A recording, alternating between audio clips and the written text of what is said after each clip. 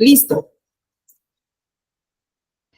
Buenos días, muchas gracias por estar en esta conferencia sobre los aspectos claves para implementar la profilaxis preexposición en nuestra práctica clínica. Primero, hay que definir qué es una profilaxis preexposición para VIH. Esta es una intervención basada en el uso de antirretrovirales que busca prevenir la infección por VIH en personas seronegativas que tengan un alto riesgo de contraer la infección. La eficacia de esta intervención ha sido demostrada por diferentes ensayos clínicos cuando la adherencia es adecuada, es una terapia segura y por estos hechos, en el 2014 fue recomendada por UNUCIDA como una herramienta para el control del VIH. El VIH es un problema para nosotros en Colombia.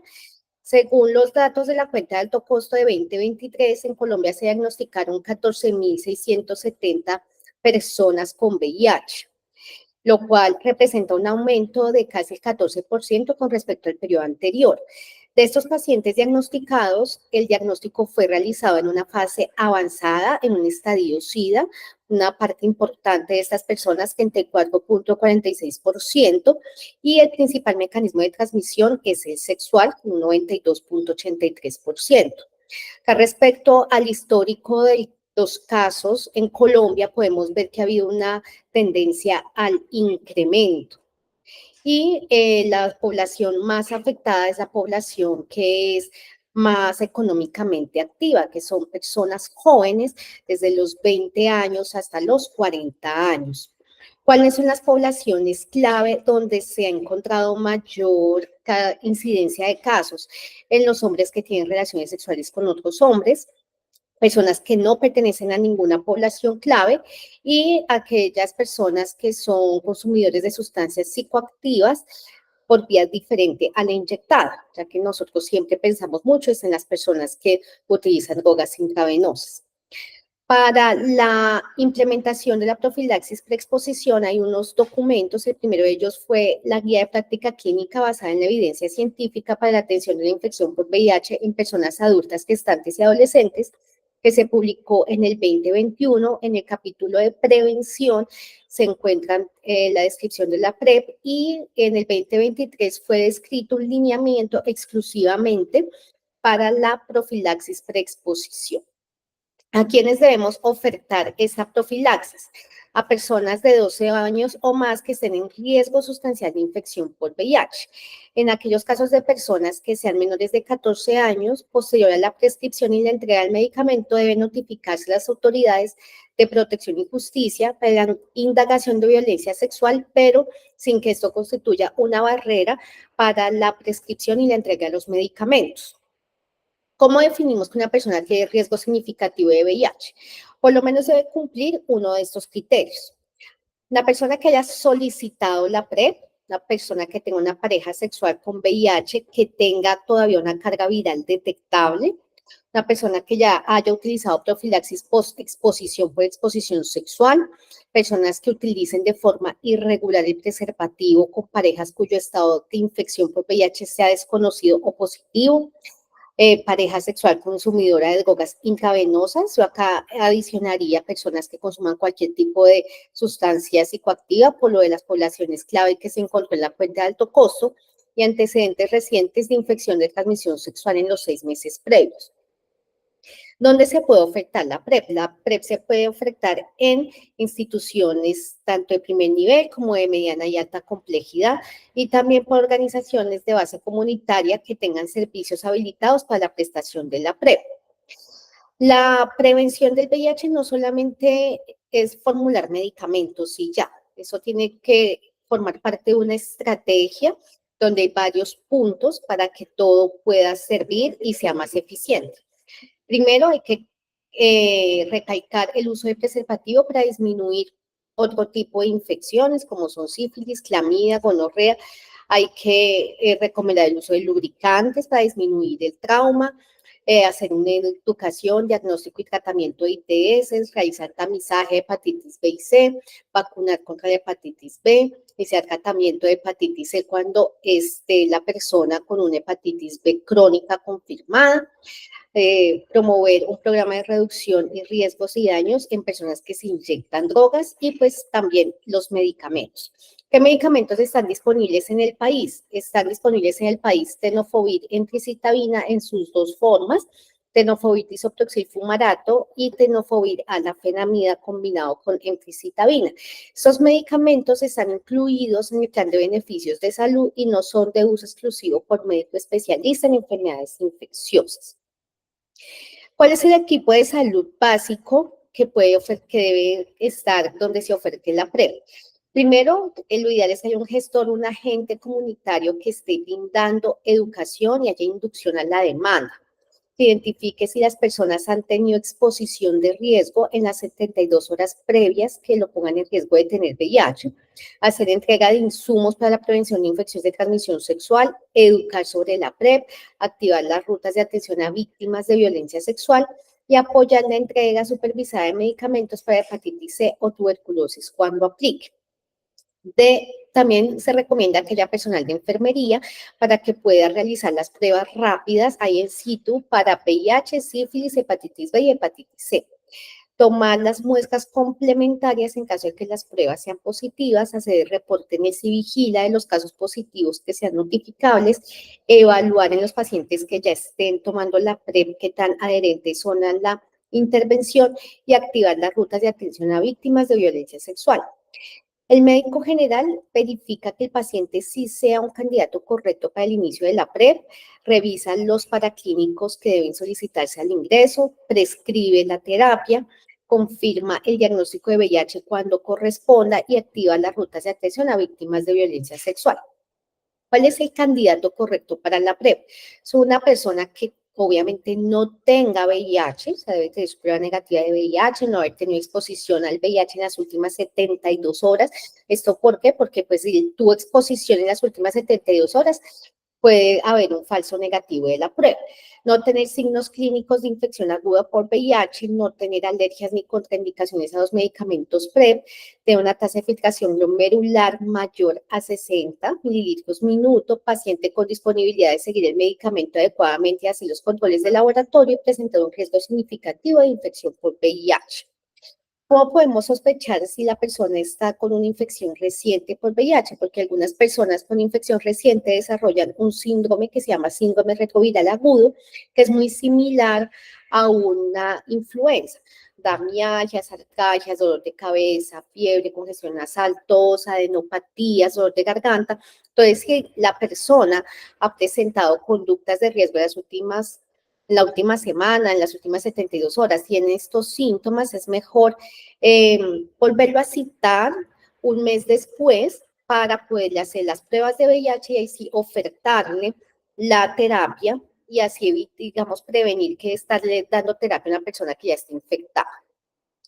Además, pues de las oportunidades que podemos tener para ofertar la PrEP en la consulta externa y en el ambiente comunitario, este estudio que se publicó este año muestra que también en el ambiente intrahospitalario hay muchas oportunidades perdidas de ofertar esta terapia. Por ejemplo, en las personas que se hospitalizan, que son usuarios de drogas intravenosas. Estos pacientes llegan muchas veces porque están con infecciones de piel y tejidos blandos, bacteriemia, endocarditis, pero pues no se les ofrece la PrEP. Entonces, en este estudio que se entrevistó a las personas usuarias de drogas intravenosas hospitalizadas, 39.7% de estas nunca había escuchado sobre la PrEP. 87.7% consideraban que no presentaban riesgo de infección por VIH y solo una de 73 personas encuestadas en algún momento había tomado PrEP. Entonces, esta sería una invitación para que también cuando tengamos la oportunidad ofertemos la PrEP en casos de personas que veamos que tienen un riesgo. ¿Qué medicamentos hay a nivel mundial para la PrEP? Entonces, ya como los que tenemos en el país, tenofovir entricitabina en sus dos formas, a la fenamida isoproxil. Tenemos también el PrEP en anillos vaginales, que son los anillos de dapivirina de 25 miligramos, con aplicación mensual, y el PrEP inyectable, que es el cabotegravir de 600 miligramos, que se aplica 2 veces al mes. Este es un estudio muy interesante que salió publicado este año, en el cual evalúa cómo han sido los resultados de la implementación de la PrEP en 72 centros. Entonces, en este estudio se analizaron 17.274 individuos que han sido estudiados en 72 estudios. La intervención utilizada para la PrEP fue tenofovir disoproxil fumarato con emtricitabina, 28 países, del 2011 al 2020, fue que se hizo el seguimiento.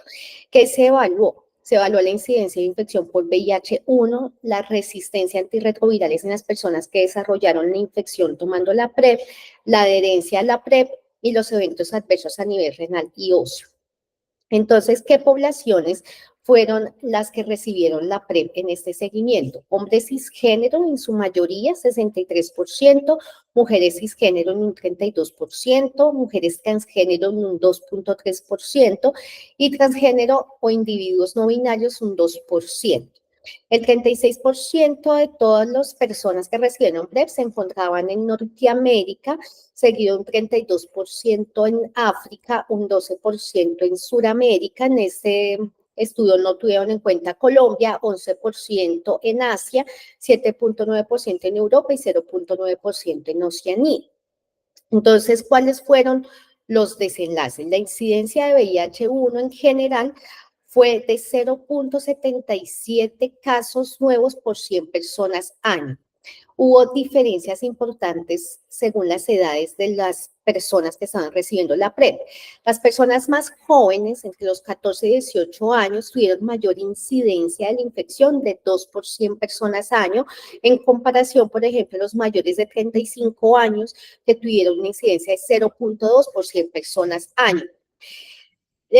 Lo que marcó realmente la diferencia fue la adherencia. Si las personas tomaban la PrEP menos de 2 dosis por semana, la incidencia de VIH fue de 3.9 por 100 personas año, comparado con los que tomaban el PrEP continuo, más de 7 dosis por semana, con una incidencia de 0.054 por 100 personas año. Sin embargo, podemos ver que cuando las personas toman más de 2 dosis por semana, presentan una incidencia bajita también de 0.24 por 100 personas año. De las personas que se infectaron tomando la PrEP, se encontró, pues solamente hubo 78 pacientes a los que se les pudo realizar el genotipo, se encontró en el 23% una mutación que da resistencia a la emtricitabina, 1.3% de resistencia al tenofovir y 3.8% de las dos mutaciones, que es algo bajito. 15% se encontraron mutaciones adicionales, análogos nucleócidos y no nucleócidos. Respecto a los efectos adversos conocidos del tenofovir disoproxil, que son efectos a nivel óseo y renal, en el hueso se encontraron fracturas no traumáticas con una incidencia de 0.69 por 100 personas año y efectos renales fueron los más frecuentes, en general 11.8 por 100 personas año, pero pues casi todos categorizados como leves en un 48.4% y un 49% grado 2 moderado. En este estudio, teniendo en cuenta pues que el tenofovir disoproxil fumarato tiene ese problemita con la parte renal y ósea, se evaluó qué tanto podría servir el tenofovir a la fenamida emtricitabina para la PrEP, teniendo en cuenta que este es mucho más seguro desde el punto de vista renal y óseo. Entonces estudiaron 5.399 sujetos y se comparó la PrEP entre tenofovir alafenamida con tenofovir disoproxil. El tiempo de administración de la terapia fue de 96 semanas y se evaluaron desenlaces como infecciones nuevas por VIH, marcadores óseos y renales. Entonces, respecto a la incidencia de infecciones por VIH con el tenofovir alafenamida emtricitabina fue de 0.16 por 100 personas año, comparado con el tenofovir disoproxil que fue de 0.30 por 100 personas año, una diferencia no significativa. Respecto a la densitometría ósea, en la línea azul podemos ver los desenlaces de tenofovir a la fenamida, donde no hubo una disminución en la densidad ósea, comparado sí con tenofovir disoproxil, donde sí hubo una disminución de la densidad ósea. Y respecto a los marcadores de lesión renal, podemos ver que con tenofovir a la fenamida no se presentaron cambios en la proteinuria ni en la creatinina, habiendo cambios leves, pero pues presentes con tenofovir disoproxil, tanto en proteinuria como en los niveles de creatinina. Ya hablando del anillo vaginal de dapivirina, entonces este estudio que salió publicado en abril de este año evaluó cuánto era la reducción de riesgo de VIH-1 por acto sexual en mujeres que utilizan este tipo de terapia PrEP. Se estudiaron 2.629 mujeres entre los 18 y 45 años. Las mujeres se encontraban en Malawi, Sudáfrica, Uganda y Zimbabue. Y la intervención fue el anillo vaginal de silicona con 25 miligramos de dapivirina, el cual se debe cambiar cada 28 días, comparado con un anillo vaginal de silicona sin medicamento.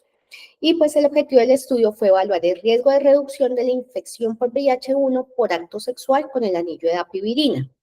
Entonces, con el anillo de dapivirina se encontró que por acto sexual se reduce el riesgo de infección por VIH en un 60%, siempre y cuando pues haya una buena adherencia con un cambio del anillo cada 28 días.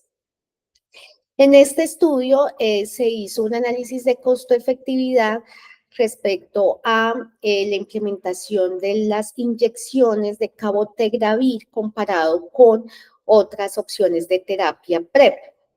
Entonces, en este estudio se encontró que, por ejemplo, si un país, por ejemplo, como Brasil, se le dan 6 millones de dólares para intervención de PrEP, ¿cuántas personas podrían prevenirse de infección por VIH comparando terapia de cabotegravir con terapia continua de tenofovir emtricitabina o con terapia por evento?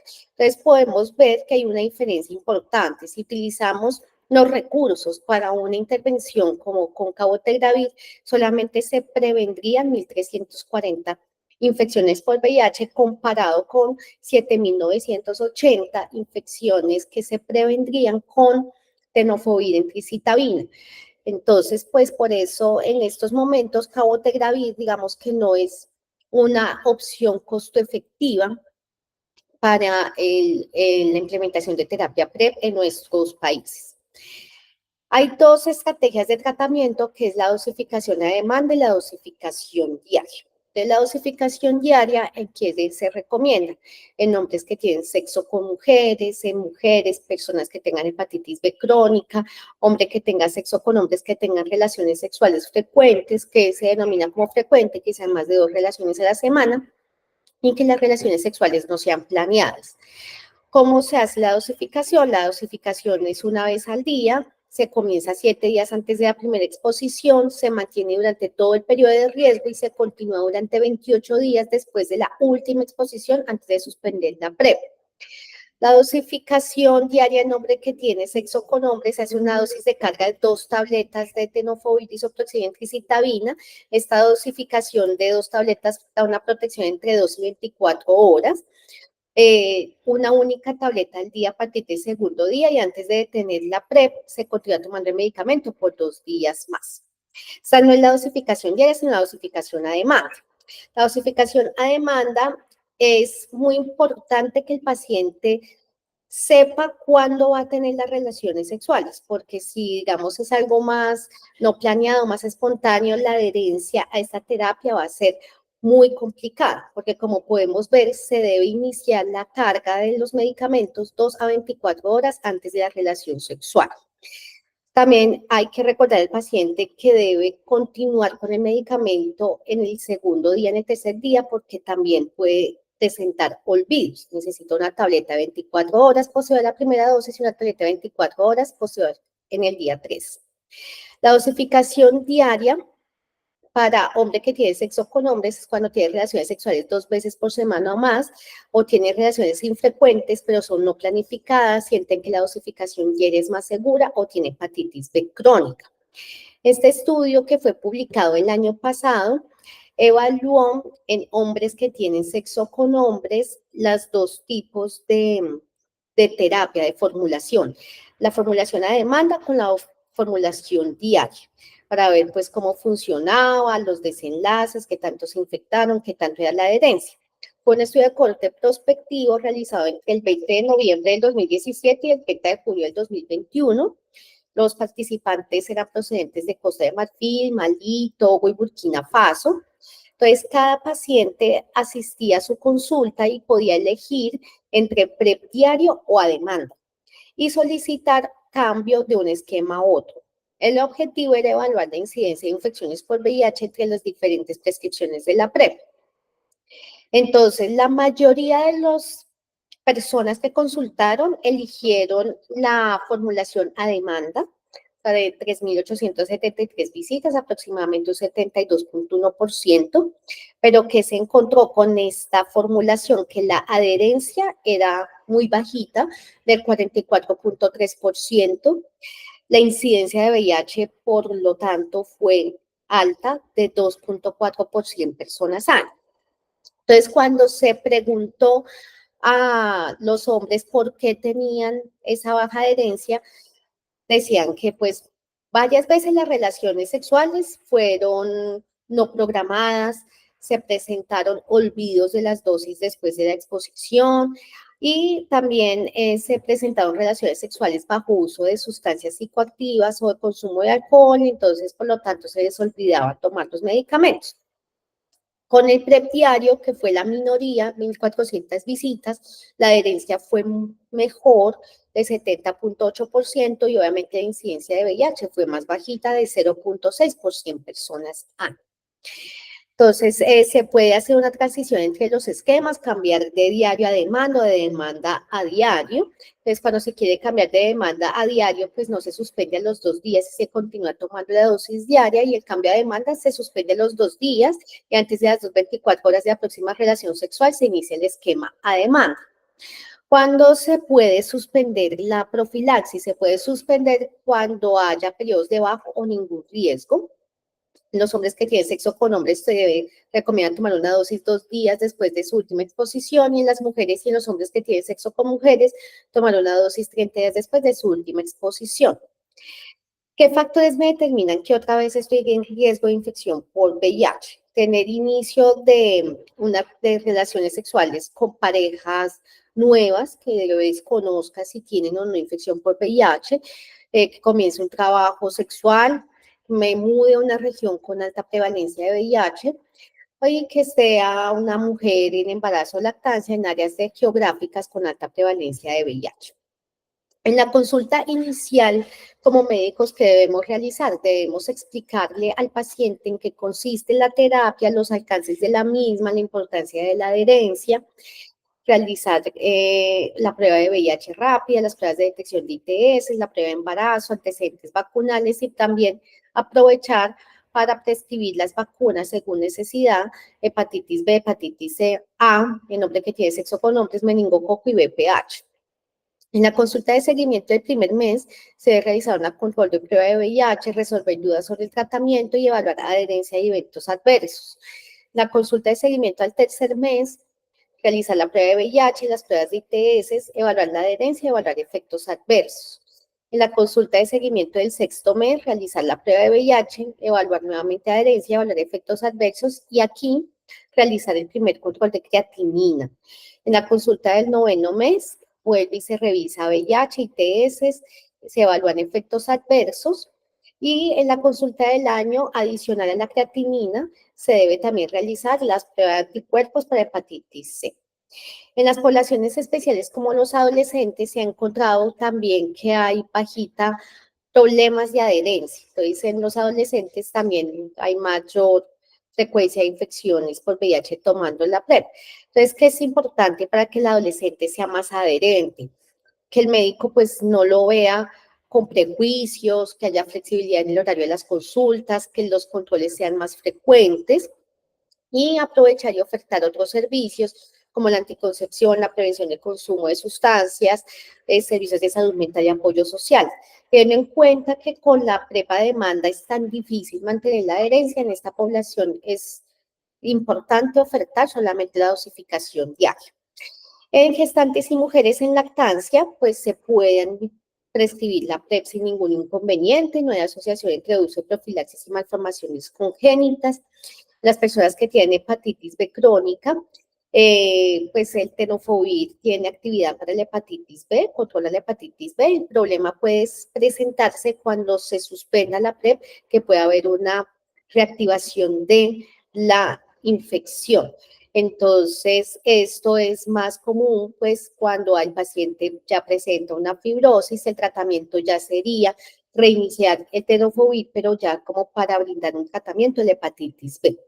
¿Cómo se diagnostica una reactivación de hepatitis B? Básicamente por elevación de las transaminasas. Si el paciente durante el tratamiento presenta infección por VIH, entonces hay que evaluar muy bien si el paciente, en qué momento es que se diagnostica esta infección, por descartar que el paciente previamente haya estado infectado. Por ejemplo, si se encontró que al primer mes de administrada la PrEP se encuentra la prueba positiva, posiblemente el paciente estaba infectado cuando comenzó el tratamiento y tenía un falso negativo con la prueba de ingreso. Hay que revisar muy bien los problemas de adherencia, porque pues ese fue el principal determinante que se relacionó con las infecciones. Descartar una infección por una cepa resistente al medicamento, que eso se realiza con un genotipo, y una vez confirmado el diagnóstico, iniciar el tratamiento según guía de manejo de pacientes con VIH. La efectividad de la PrEP, como lo pudimos ver, es del 90% si se siguen las indicaciones correctamente. Se puede tomar con o sin alimentos, no hay interacciones con alcohol o drogas. Se debe elegir un horario en el cual no haya olvido del medicamento. Y si se olvida tomar una dosis, pues tomarla nada más lo recuerde. Adicional, pues a la PrEP es lo que se ha visto, también es un incremento en los casos de sífilis. Entonces, por eso es muy importante recalcar el uso del preservativo. Y pues también hay varios estudios en los cuales se ha evaluado el uso de la doxiciclina después de las relaciones sexuales, pero pues también lo mejor es promover el uso de preservativo, porque el problema no es solamente sífilis, sino también puede presentarse otro tipo de infecciones como gonorrea, VPH, herpes y demás. Muchas gracias.